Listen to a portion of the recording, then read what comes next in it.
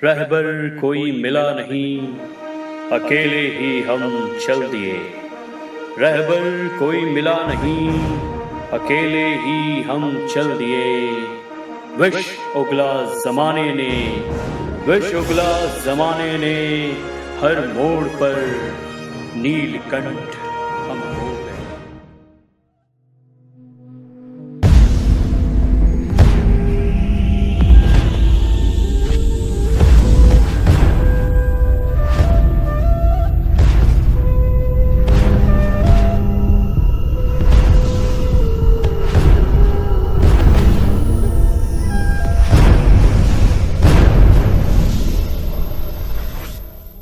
नमस्कार, मैं त्रिलोकनाथ पांडे, हिंदी विभागाध्यक्ष, सेंट जोसेफ कॉलेज। मैं संगीता पांडे, हिंदी शिक्षिका, लोरेटो डे स्कूल। आज आपके लिए यशपाल द्वारा रचित कहानी महायज्ञ का पुरस्कार लेकर आए हैं। तो लीजिए, प्रस्तुत है कहानी महायज्ञ का पुरस्कार।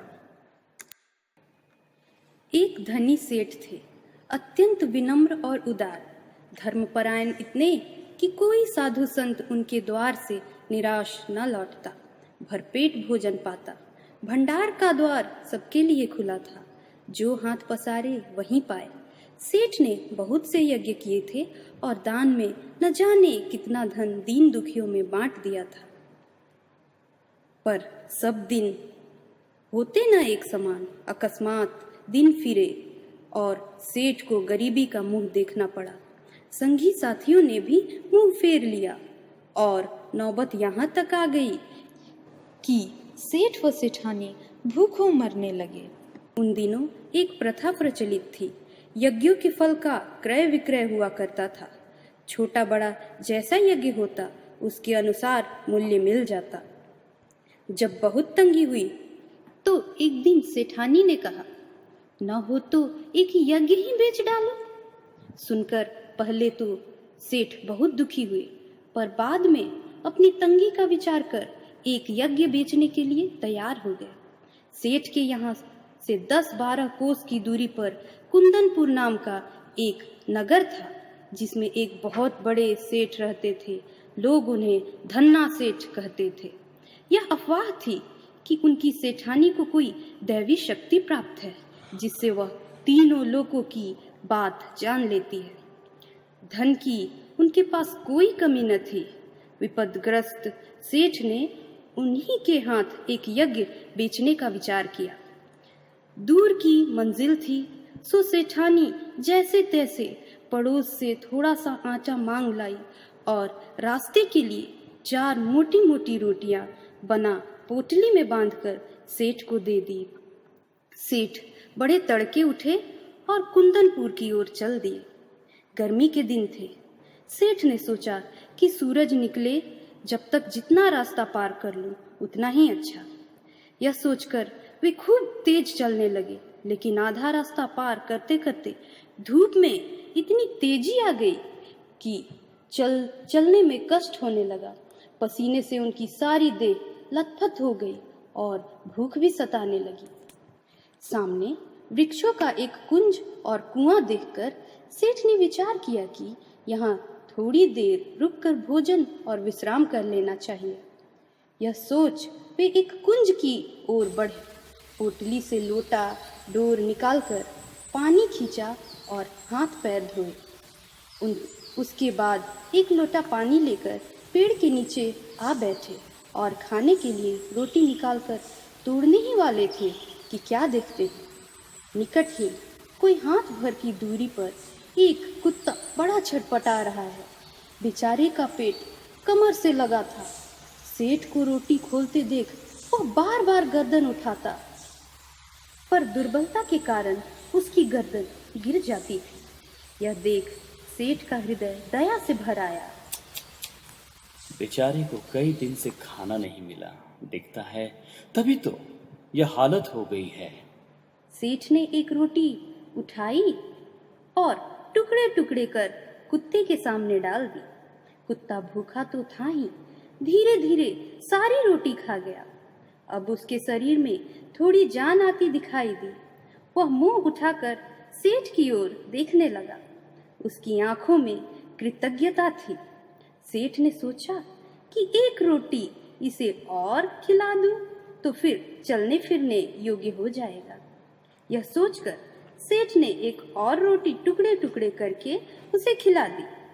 2 रोटियां खाने के बाद कुत्ते के शरीर में शक्ति आ गई और वह खिसकता खिसकता सेठ के समीप आ गया। सेठ ने देखा कि अभी भी वह अच्छी तरह चल नहीं पा रहा है। आसपास कोई बस्ती भी नहीं दिखाई दे रही थी। सेठ ने सोचा, एक रोटी इसे और दे दूं तो फिर यह अच्छी तरह चल फिर सकेगा। मेरा क्या है, जैसे 2 खाएं वैसे एक। वैसे भी थोड़ी देर में कुंदनपुर पहुंच ही जाऊंगा। सेठ ने तीसरी रोटी उठाई और कुत्ते को खिला दी। अब एक रोटी बची।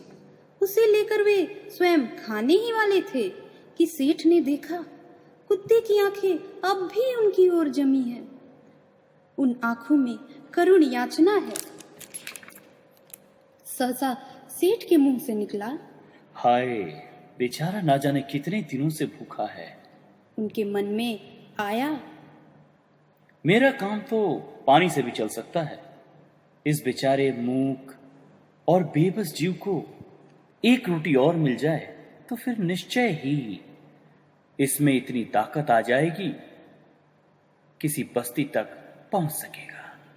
सेठ ने अधिक सोच विचार नहीं किया और वह अंतिम रोटी भी कुत्ते को खिला दी। स्वयं एक लोटा जल पीकर तथा थोड़ा विश्राम करके अपना रास्ता पकड़ा। दिया जले सेठ कुंदनपुर पहुंचे। सेठ हवेली पर पहुंचे तो धन्ना सेठ ने उठकर उनका स्वागत किया। पूछा, कहो सेठ, कैसे आना हुआ? सेठ ने कहा, संकट में हूं और एक यज्ञ आपके हाथ बेचने आया हूं। इतने में धन्ना सेठ की पत्नी ने आकर सेठ को प्रणाम किया और बोली, सेठ जी, यज्ञ खरीदने के लिए तो हम तैयार हैं, पर आपको अपना महायज्ञ बेचना होगा। महायज्ञ? सेठ ने आश्चर्य से कहा, हाँ, वही जो आज आपने किया। धन्ना सेठ की पत्नी ने कहा। सेठ बड़े आश्चर्य में पड़े। महायज्ञ? और आज? वे समझे कि उनका मजाक उड़ाया जा रहा है। विनम्र भाव से बोले, आप आज की बात कहती हैं? मैंने तो बरसों से कोई यज्ञ नहीं किया। मेरी स्थिति भी ऐसी नहीं है। धन्ना सेठ की पत्नी ने गंभीर भाव से कहा, नहीं सेठ, आज आपने भारी यज्ञ किया है। महाराज, उसे बेचोगे तो हम खरीदेंगे, नहीं तो नहीं। सेठ विस्मित विमूढ़ हो गए। वे निश्चय हो गए कि इन लोगों को यज्ञ खरीदना नहीं है, इसीलिए ऐसी बातें की जा रही। क्या सोचते हो सेठ? बोलो, राजी हो? धन्ना सेठ की पत्नी ने पूछा। सेठ ने खिन्न होकर कहा, सेठानी जी, हंसी छोड़िए, काम की बात कीजिए। बरसों से मैंने यज्ञ नहीं किया, आप आज की कहती हैं। सेठानी ने समझाया कि आज रास्ते में स्वयं न खाकर 4 रोटियां भूखे कुत्ते को खिला दी, यह महायज्ञ नहीं तो और क्या है। यज्ञ कमाने की इच्छा से धन दौलत लुटाकर किया गया यज्ञ सच्चा यज्ञ नहीं है। निस्वार्थ भाव से किया गया कर्म ही सच्चा यज्ञ महायज्ञ है। क्या आप इसे बेचने के लिए तैयार हैं? सेठ मानो आसमान से गिरे। भूखे को अन्न देना सभी का कर्तव्य है, उसमें यज्ञ जैसी क्या बात? क्या विचार है सेठ जी, यह यज्ञ बेचना है कि नहीं? सेठानी ने पूछा। सेठ ने कोई उत्तर नहीं दिया। चुपचाप पोटली उठाई और हवेली से बाहर चले गए। उन्हें मानवोचित कर्तव्य का मूल्य लेना उचित न लगा। कुंदनपुर की धर्मशाला के चबूतरे पर भूखे पेट जैसे तैसे रात बिताकर पौ फटे वहां से चलकर अगले दिन शाम को सेठ अपने घर आ पहुंचे। सेठानी बड़ी बड़ी आशाएं लगाए बैठी थी। सेठ को खाली हाथ वापस आए देख आशंका से कांप उठी। बोली, क्यों, धन्ना सेठ से नहीं मिले? सेठ ने आद्योपांत सारी कथा सुनाई। सुनकर सेठानी की सारी वेदना जाने कहाँ विलीन हो गई। हृदय उल्लसित हो उठा। विपत्ति में भी सेठ ने धर्म नहीं छोड़ा। धन्य है मेरे पति। सेठ के चरणों की रज मस्तक पर लगाते हुए बोली, धीरज रखें, भगवान सब भला करेंगे। रात का अंधकार फैलता जा रहा था। सेठानी उठकर दिया जलाने के लिए दलान में आई तो रास्ते में किसी चीज की ठोकर लगी। गिरते गिरते बची। संभर कर आले तक पहुंची और दिया जलाकर नीचे की ओर निगाह डाली तो देखा कि दहलीज के सहारे एक पत्थर ऊंचा हो गया है, जिसके बीचों बीच एक लोहे का कुंदा लगा है। इसी कुंदे से उन्होंने ठोकर खाई थी। शाम तक तो वहां पत्थर बिल्कुल उठा नहीं था। अब यह अकस्मात कैसे उठ गया? सेठानी बहुत चक्की सी खड़ी रही। फिर सेठ को बुलाकर बोली, देखो तो यह पत्थर यहाँ कैसे उठ गया? सेठ भी अचरज में पड़ गए। दिए की टिमटिमाती रोशनी में उन्होंने ध्यान पूर्वक देखा तो पता चला कि वह तो किसी चीज का ढकना है। आखिर यह माजरा क्या है? सेठ ने कुंदे को पकड़कर खींचा तो पत्थर उठ आया और अंदर जाने के लिए सीढ़ियां निकल आईं। सावधानी से सेठ और सेठानी दिया हाथ में लिए उतरे। कुछ सीढ़ियां उतरते ही इतना प्रकाश सामने आया कि उनकी आंखें चौंधियाने लगी। सेठ ने देखा वह एक विशाल तहखाना है और जवाहरातों से जगमगा रहा है। देव की इस माया का रहस्य उनकी समझ में नहीं आया। दोनों निस्तब्ध खड़े थे।